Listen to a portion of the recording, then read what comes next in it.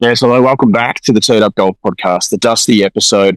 I am coming to you from the Adelaide International and Domestic Airport. Where am I? I am at the ADL Brews and Bites Grounds Bar. I'm about to get on the Bogan bus back down to Melbourne, and I'm having the iciest Coke I've ever had in my life. I'm joined by Johnny. Mate, you're back in Melbourne already, where I want to be. I wish you could just teleport. We do have a special guest joining us today as well. Johnny, firstly, how you going? I'm good. I'm not as dusty as you. It sounds like it was a bit of carry on last night, but I wish in celebration with the winner of Adelaide LIV Golf, I had a nice cold sparkling water just to celebrate solidarity. And we've got a very special guest who's joined us today, a man who, two-timer on this potty. I've been on his. I thought, he hasn't been busy enough this week. I'll hit him up to do a quick spot with us. Matt Heath, Ron Chopper, the goat in the car. What's going on? It's the only spot I could find. How are you, boys? Oh, I'm rough as a dog's guts, to be honest. I can't believe you're up. I have to be. I have to get home to my family, which for a few days there. But back down to Melbourne. Hey, Chops, you had an amazing week. It went from 0 to 100 quite quickly. You were only coming for a couple of days to play some golf with Rick. Your first LIV Golf experience during the tournament. Give us your oversights. Yeah, it was the only intention was to have a couple of games and then head home and see maybe one round of LIV, and then it turned into seeing 3 rounds, and I was very impressed how they run a golf tournament. It was unreal. On the party hole, so you're doing some announcing and some interviews and things like that. Can you imagine when you started on Chopper from the first stop years ago, taking the piss off it? But you've been a man that you are doing all the quite cool opportunities as well.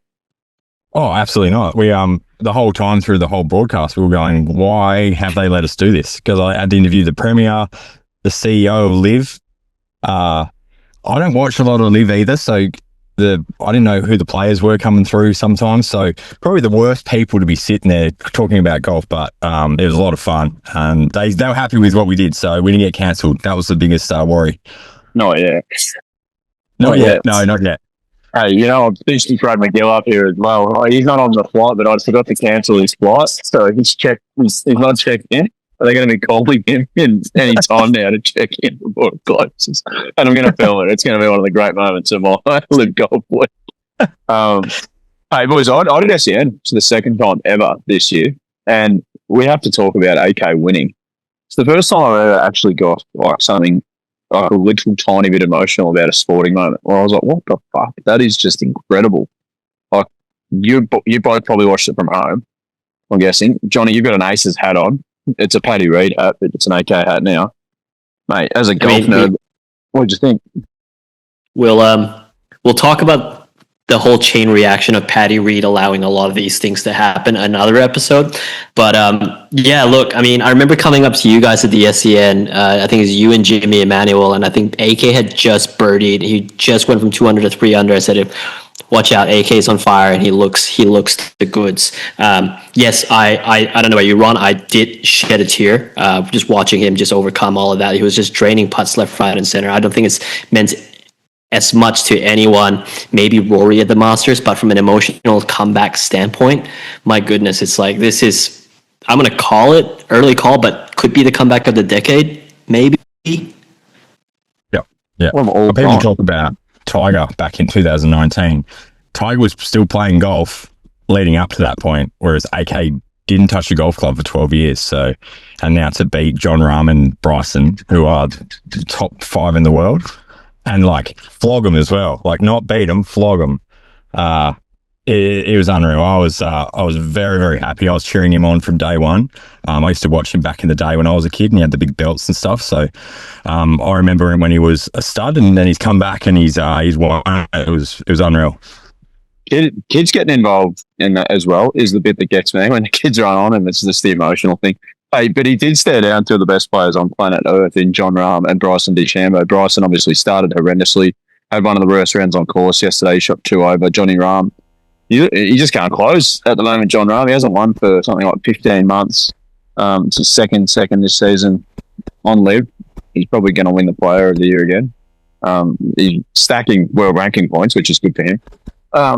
But John Rahm and Bryson looked really shaky after the turn. Like John looked really solid to start, and then he had a bogey on 8, and then he just didn't look. He had one more birdie when he birdied on 16, and just a really lackluster round of golf from those guys. Like Bryson just day before, I was like, Bryson wins this by 6. Like he's gonna shoot 7 tomorrow and run away with it. But yeah, absolutely disgusting from those two boys. Hey, Chops, you've been on. So. Any thoughts on AK winning in black socks and shorts? Let's go there. I'll rate it. I'm going to do it for now. I've called Brad. Brad's a giant white shoes, black socks like anti-hater. He's currently on watch. We're just checking in a welfare check. He's obviously missed his flight. We don't know where he is at the moment. But before we jump on cue, you had a question there. I just want to highlight what a month AK had on I think it's the 10th of January. He makes it through the cut for the qualifying series by 1 shot, had to birdie the last. On the 12th of Jan, he secured his LIV card after being relegated with a 3rd place to get back onto the wild cards places, grinds his face off, has his best finish in Riyadh, and then obviously is that what happened? Not part of the punt. I've been planning that for a while.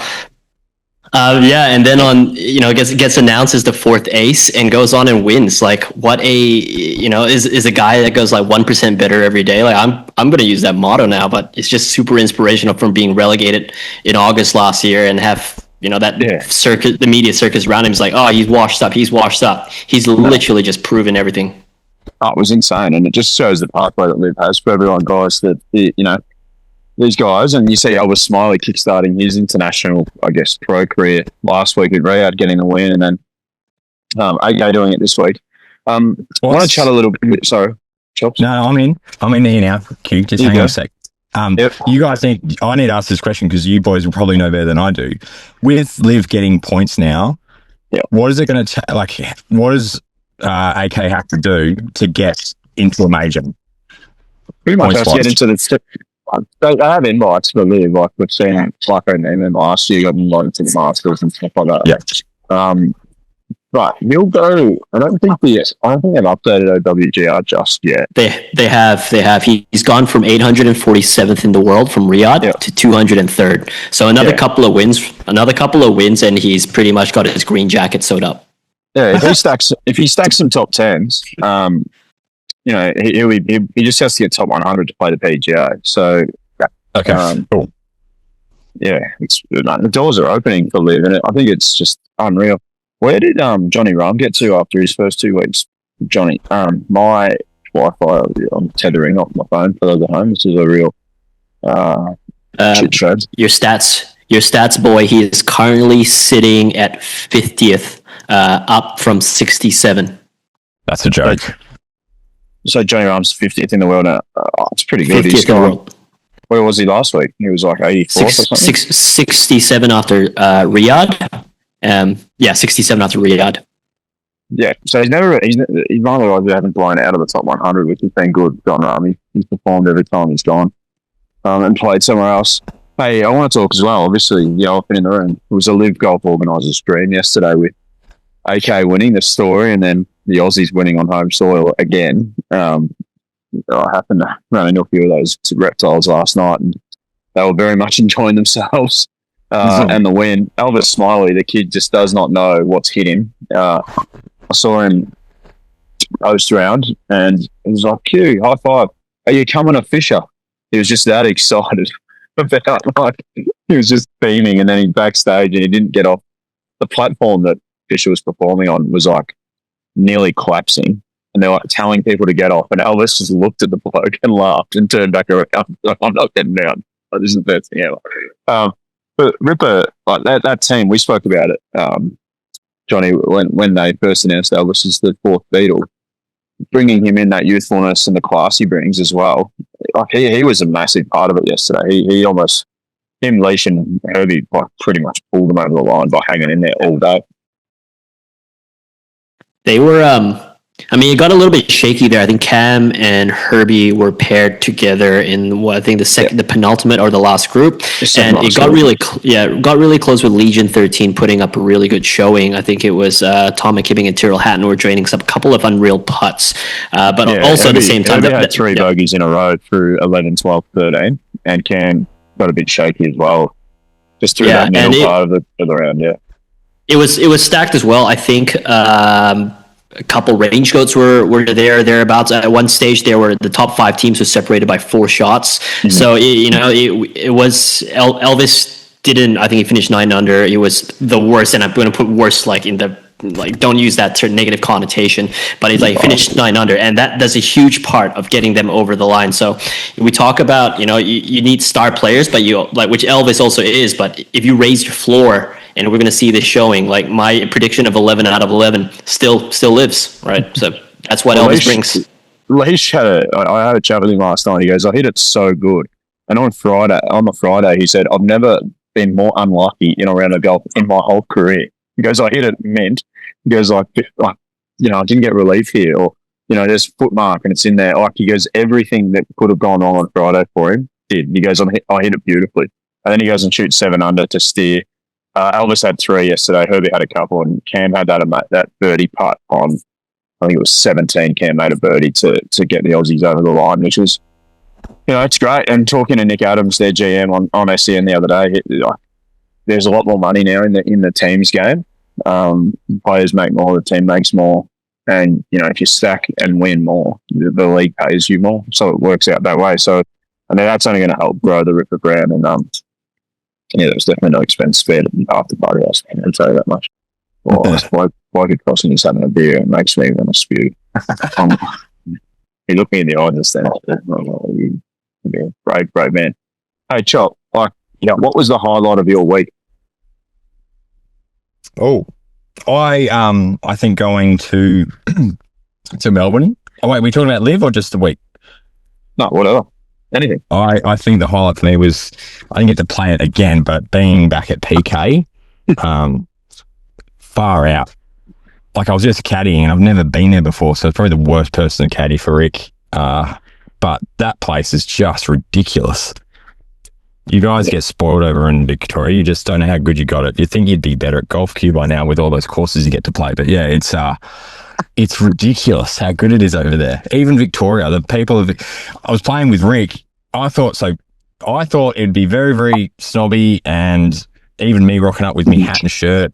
And then I get to Victoria, I'm playing with Rick, and I get through 9 holes, and the GM comes out with a Guinness and a glass for me because I hear you need one of these. I was like, this place is amazing. Favorite golf course of all time. It is mine as well, actually. Hey?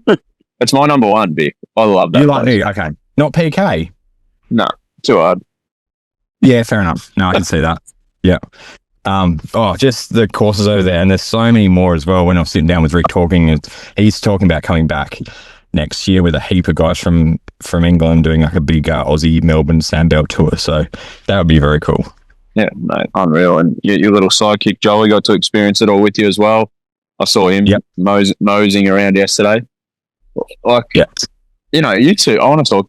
I've had a chat with you guys before, but you two are just knockabout blokes from Perth who happened to come together through this crazy thing you started. Joel, people don't quite understand the work Joel does in the background for your channel as well. How's the involvement been, and how do you guys work together? It's just nuts the amount you guys churn out. Yeah, it's been.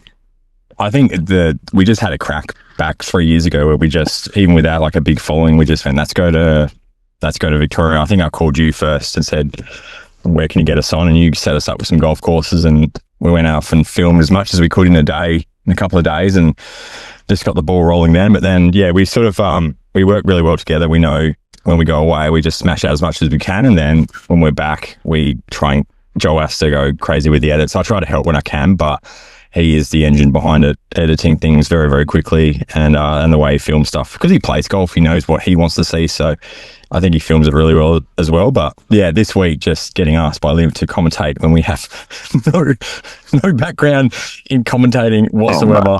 But I hope people see that we're super appreciative of where we're at, and we don't take anything for granted. We're pretty much in shock every time we get asked to do anything special like that. So, it's been a crazy trip. There's massive year for us. I think we're coming back to Melbourne and then doing the Tassie leg.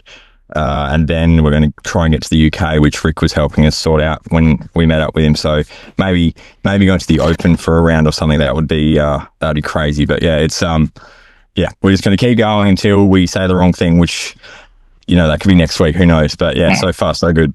I mean, you guys tried potential a lot of wrong things on the live stream and just went cancelled. So I think you guys are covered. Yeah, I had someone come on and they called it the casting couch. We were like, there it is. Thanks very much. There was 25 minutes into it. Thanks very much for that. But yeah, that went well. That was hard to talk for 5 hours. I don't know how you do it, Q. I know you talk a lot, but far out, man. Talk for 5 hours straight about something you don't really know much about. It's quite hard. End up talking about cricket and trying to juggle a ball. We lost the plot near the end there, but it was good fun. No, on radio, actually, we have this champion data. So you have these computers in front of you that have every shot, every player, every stat from the course. Yep. You know where they are. It makes anyone can do it, actually. It's pretty easy. Just read that. Sound like you know what you're talking about. Yeah, mate. You can polish a turd, it turns out, in commercial radio.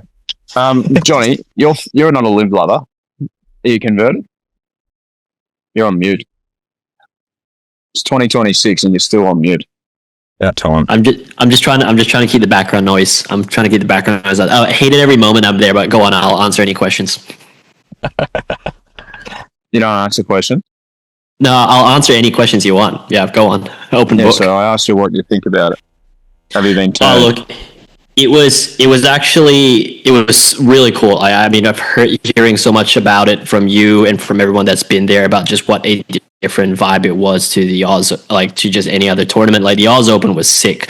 This was a different, I feel it's a different kind of tournament in the sense that it's you had more casual fans there that weren't the real hardcore golfers, but that's not into a negative, because the vibe and the atmosphere that you always got when walking through on the Thursday and the Friday and the Saturday was just, people were there to have a good time, and their golf just happened to be on. So it was fantastic. And, the golf was also high level golf, right? It wasn't a lot of people, I'm getting a lot of DMs saying oh, LIV is shit. The golfers are washed up. No, these guys are still top 50, top 100 in the world. And you're there watching them roll up close, having hits Elvis or the groups that teed off in say 14, 15. They didn't have a huge following behind them, but you could literally walk with them and see really high quality golf. So really enjoyed it. I'm looking forward to next year from an infrastructure geek perspective, keen to see how they get everything into Kooyonga, but who knows, man, this was sick. I can't see him doing it. I played Kooyonga in the morning and me and Joel were sitting around walking around going, where is it all going to go? So I'm hearing that they're going to block the road off that leads into Kooyonga, so that'll make it the fan and heaps of activations on the road. And then there's a school that backs onto the course, which is just across the road. That's gonna be where all the fan activations are, the concert and all that sort of stuff. It'll be a bit more boutiquey, so it's not going to be the grand that Fisher concert last night. There's a packed, the fairway was jam packed full of people. It's not going to be like that again. But then once North Adelaide's up and running, they'll be able to. It's going to be purpose built for this event. So yeah. Do you reckon I'd love them to come back and finish off. It's they get such an upkick from the Adelaide LIV, and then they go off, which I think South Africa, by the sounds of it, is going to be huge. And then there's plateaus. But imagine if they came back and finished off the season back in Oz and have another kick at the end just to finish off with a high. It just feels like there can't just be one. It goes way too well just to have one here. Bring on, mate. They must make some coin off the Aussies. $70 for a hat. They're didn't themselves. $70. $70 for a hat. Johnny, that one I gave you, I was given, by the way. I dropped 70 on you. Matt, you should charge more for your merch. Just saying. It's not very good quality. I can't. $70 for a hat, mate. There's a lot of Ron Chopper shirts getting around the golf yesterday. Oh, for some funny stories. So whenever I see someone wearing one, if I can sneak up on them, I always put my arm around them and say, "You look ridiculous." There was a couple of very pissed blokes walking out of the concert, and I stupidly went up to them and said the same thing. They picked me up and just tackled me to the ground. So I had 3 blokes jumping on me. I thought I was getting beaten up for a second, but just picked me up, threw me on the ground. It was very funny. But yeah, it's a hard shirt to miss when it's out there for sure. Johnny pays for that kind of attention. Someone say something about 3 men in the casting couch. Yeah, I've had a good week. It's been good. But hey, Minwoo Lee nearly won on the PGA Tour this morning as well. Colin Morikawa made birdie up the last of the Pebble Beach Pro-Am to start a comeback of sorts. He's been in the wilderness for a little while, Colin. 2 L's. Something like that name. And sorry to any Collins who do listen, but he now jumps to number 5 in the world, which is good for him, I guess. I don't think he's a top 5 player in the world, but yeah, the chef misses out again, Johnny boy. He misses out again, and quite he made a good charge at it. Colin, I think, bogeyed 17 to sort of leave a little bit of intrigue, but he was always, like, Colin, if he found the fairway, was always going to birdie the 18th coming up. What I liked about this leaderboard was there was a lot of young kids up there. Also, Scotty Scheffler, how far back is too far back? Apparently, 7 shots back is just a little bit out of his reach for now. He 7 under on the day. But yeah, this leaderboard, I think we had Minwoo, we had Akshay, Jake Knapp was thereabouts. Hideki, not a young name, but still good to see him contending after sort of, we can only describe as a meltdown on the playoff hole at the Waste Management. So it was kind of good to see. I just wish that this swing at Pebble Beach was just a little bit later in the year, because the conditions they were playing in there was like 40K winds. It was just cold and bitter and just didn't look good or enjoyable. One of the best golf courses on planet Earth, like aesthetically, and it's a great test of golf. And it's like the Dunhill. Like, they go and play those 3 courses over in the UK, and it's always just a shit show. Like, just schedule it when it works. It's a pretty simple game. I mean, it was also such a cool, like, ridiculous contrast to see, like, to come from LIV with 30,000 people around the greens, maybe on the 18th, to a handful of people around at Pebble Beach, one of the most iconic venues in the world, and a signature event. It's like. That's just something funny about. Yeah, still a pro-am. Very good. You'll be in it before you know it, Chops. No, I've just worked for LIV. I'm out for 3 years from the PGA Tour. They've got the email this morning. Been banned. Oh, I wish you did. No, I haven't. I'm going to make a reel out of that. That would be very fun. Oh, that mean internet would go to meltdown. Hey, Johnny, just to finish off the week for us too. We've had a really cool week, thanks to Sam and all the team at TGI and Chase at Ripper for all the access. We don't take it for granted either. We work really hard on what we do to get this access and to bring, I guess, everyone who listens to this crap closer to inside the rope, as close to inside the ropes as we humanly possibly can. Podcast with Sergio, tick. Podcast with Ian Poulter, tick. 9 holes with Lucas Herbert. That'll be coming out over the next few days. Got a podcast coming out with David Puge, and got another couple of things organised off the back of. Best time to get them, by the way, is Backstage Fisher. It's Backstage Fisher. They're not saying no to anything. Do they remember? Do they remember what they said? He messaged me before. Stop messaging me. But so we've got a heap of content coming out off the back of LIV, which we will drip feed over the next couple of weeks. This week, but we'll give this to the listeners. This week we have a really cool video that you and Bradley put together. Yeah, we the news has come out of Melbourne, and Ron, you've played there. That Cranbourne golf course is closing, is making way for residential houses. So Cranbourne is like one of the most culturally important golf courses in Melbourne. It was a place where people that were minorities that were marginalized weren't allowed to play golf at some of the other courses we're allowed to play. But also more importantly, it's David Micheluzzi, great friend of the podcast. It's his home course where he learned pretty much how to compete at the highest level. There's a post out there that shows his love for Cranbourne, and we were fortunate enough to film his very last round at Cranbourne, as well as probably Brad's last round at Cranbourne. So every single one of his shots, I'm not going to say what not going to say what he shot, but he was just telling stories. It got quite emotional in some parts there. So it'll be a really cool thing. It's coming out this week. So stay tuned for it. Brad have the hooks. He gets the hooks when he plays at Cranbourne. No, it was the high waft. It was the high wafty one. I can say it was he had a high wafty one. Did you play the back nine or front nine with Brad? I want to say the back nine. I think. Great nine. Yeah. Well, either way, it was it was really cool to see and really cool to be a part of. So keep your eyes out for that. Cool. Very good. Right on. Hey, Chop, thanks so much for jumping on, mate. I know you've got a jam-packed week and making up for missing Valentine's Day again. No, all good. This is it's good to listen to two guys who know what they're talking about for once, because it's the opposite of what we do on our pod. So it's I've been happy to sit back and listen and learn a bit. We should do more of it, mate. No, it's been cool to watch over this week, mate, and thanks for including us in all your stuff. We love it. Easy. We'll make sure we come past when we head to Melbourne. I think it's in April, so we'll come in and just show you guys how it's done. That'd be great. And Johnny, mate, thanks for all your help. Everyone listening, Johnny is backbone these days of the potty and all the content that gets pushed out, and he keeps me and Brad from not punching on. So I would win that fight. Just why he's not here to defend himself. He'll go low, I reckon. He looks like he'd just go for your nuts. He's like a dirty little bloke, isn't he? He'd just go. Doesn't matter how you win, it's how you win. Is that you win, isn't it? All right. But anyway, mate, Johnny, thanks for the week. We couldn't have done what we did this week without you, mate. So enjoy your little holiday. Johnny's going away for a couple of weeks. We'll see you when you're back. Easy. All right, gents. Peace. Thanks. See you guys. Thanks for listening to another podcast from Produce's Clubby Sports Network.